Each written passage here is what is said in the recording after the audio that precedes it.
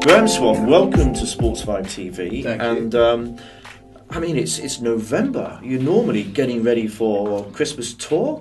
What are you going to do with yourself? I'm not really sure, to be honest. Well, I'm going to reintroduce myself to my child, who after... Is that the child inside you, or the real child? He's never really gone anywhere. The real boy, who's 8.5 months old now and has seen me for about, probably all things considered, 30 days of that. So I'm looking forward to it. You know, we do work way too hard for our living, I think, and it's just nice to get a couple of months off because it's been a long time coming. Fantastic. This time last year, you were in Australia, of course, and yes, you were heading towards a memorable Ashes victory, and it's just been phenomenal, really, what's happened since around 2008, which coincidentally is when you made your Test match debut. Maybe there's a link here. I don't know. I don't know. I can't take all the credit, but 80% will be fine. Yeah.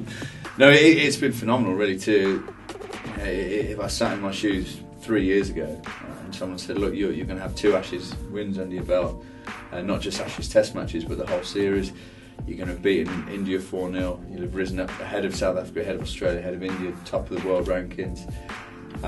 You know, it's the old saying about the laughter in their face and asked for whatever they were on, but it's happened, and I have to pinch myself and just think, how on earth has this happened? Because it just feels like I'm the luckiest man alive. I've just been in the right place at the right time to be able to take advantage of this. And he talked about England's amazing rise. It has coincided with yours, because you know you had a little sniff at it a long time ago when you were a little bit younger, perhaps a little less mature than you are now. And who would have thought, you know, when your England chance came in and pretty much went at the same time, that someone would say, "Don't worry, because it's going to take a while, but when you do get back, stay patient, boy, are you going to take that opportunity." I'm in the company right now, Mr. Graeme Swann, of the world's #1 spinner. How's that happened? Again, I'm not really sure.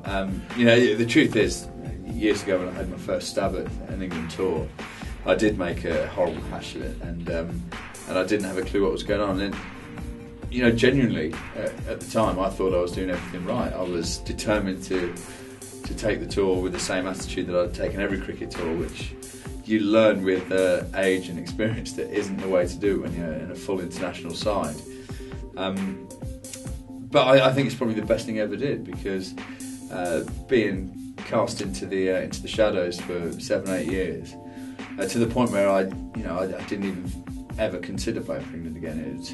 Of course I wanted to, but I'd written it off completely. And it was almost as if the day I wrote it off, I became a better player. Maybe it was the release of tension or expectation. I don't know. I'm not a psychologist, thankfully no one would come to me, but it certainly worked in my favour, and my cricket flourished from there. And luckily the regime for the England management changed at the right time for me. I was in the right place with Notts at the right time to win a championship. Everything fell into place, and that's why I genuinely feel very ahead. First over, Test match cricket. Easy this game, isn't it? couple of random batsmen. Who were they?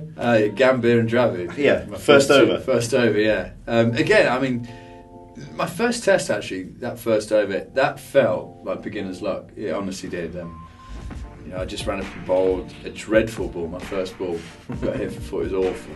So your first ball in Test cricket went for 4. Went for 4, yeah. What did you think then? Well, actually, that was a good thing, because I'd stood at the end of my run-up, and I never want to suffer from nerves, or not usually. But when I was throwing the ball to bowl that over, out of nowhere, I started getting jelly legs, and it was a completely alien feeling. So I ran up and bowled the first ball. The ball felt very alien, like a ping pong ball in my hand. It just didn't feel right. It got hit for 4, and I remember walking back to my mark thinking, "Wow, great, not getting any worse than that. So we can go on from here." Yeah, obviously I hadn't thought about being hit for 6 the next ball, because it could have got worse. But, it was very much a case of, right, that's out of the way now, I can just enjoy it. And 2 or 3 minutes later I had 2 wickets to my name, and it was jumping around like a lunatic. And you're not really looked back since, have you? Now, I mean, since then you've got to be #1 in the world. You beat Australia over here, which is fantastic. Even better, you beat them over there, which was amazing. You backed it up by stuffing India as well, let's be honest. And you're world #1 Test side. Yeah, like I say, it's been crazy 2 or 3 years. We set out with the goal, to be the #1 team in the world. And when we actually had the conversation, it was at Loughborough University, which is where the England Cricket Academy is based. Yeah. And we all sat and had this talk, and it seemed fantastical at the time. Our stats man, who's a former Eton mathematician, the brainiest man I've ever met, he talked us through the equations that first went into the ranking system, which obviously flew over everyone's probably head. Bar Andrew Strauss's head. Yes. And then he talked about how we were actually going to achieve #1 status, and he'd run computer simulations and models to see how other teams would get on against each other. But when we actually looked at this run of results that had to take place, it was so far-fetched to be ludicrous. But we said, we might as well go for it, because it's nigh on impossible to beat Australia at home, then South Africa away, then Australia in Australia, then India 4-0, then da-da-da. We're obviously not going to do that, but if we go the right way about it, eventually we'll get there.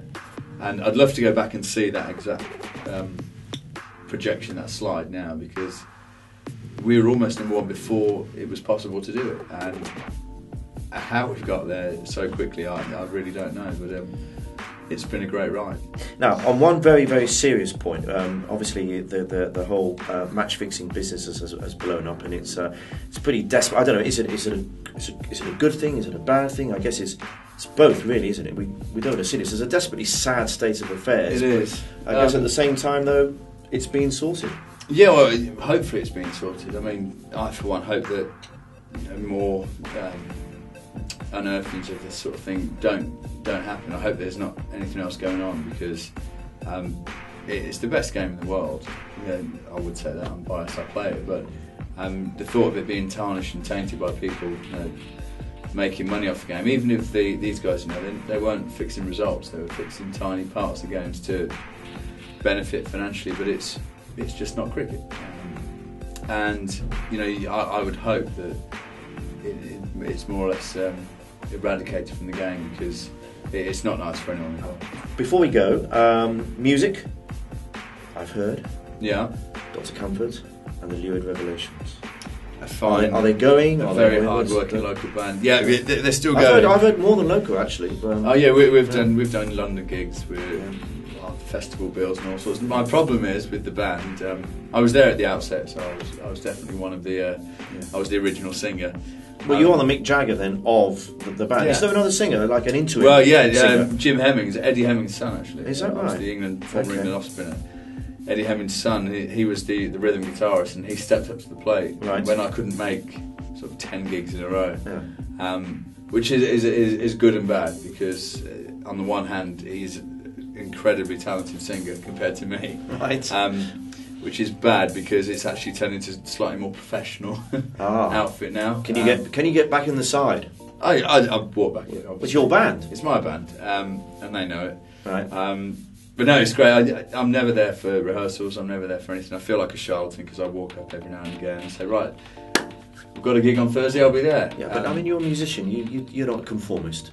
Once you fall off a bike once, you get straight back on it, don't you? So you're going to do a few singing gigs before you go off to you're going off to the Middle East, aren't you, to play Pakistan in January? Yeah. So there's time for some Christmas gigs, maybe. Maybe we have to squeeze in. My only problem being is this 2-month window we have. And my wife has hit me with 3 or 4 holidays that we don't otherwise have a chance to go on. So it's I may have to grovel back to the band at some point and say, look, I can't sing this week, not because of the test match, but we're going to Butlins.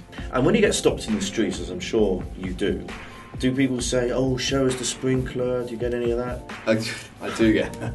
It's possibly the best and worst thing I've done at the same time. It's part of my winter diaries. We got this sprinkler dance going, and I had to do 3 or 4 today in Waterstones. Did you really? Do you mind if we just do a sprinkler for the camera? Right. And you couldn't feel more ludicrous, just stood there like this, man. Yeah. You've created a monster. I know. You know that? But yeah. You've created a dance craze. Well, exactly. I've tried to take credit for the moonwalk and all sorts, but the sprinklers thing. I think Jackson got in there before. Yeah, I think so. Good to meet you, Graeme. Congratulations so far, because it's not over, is it? Thank you. No, a few years left in you, hopefully. and just get that 50 over game sorted and job done. They were great. Thanks very much.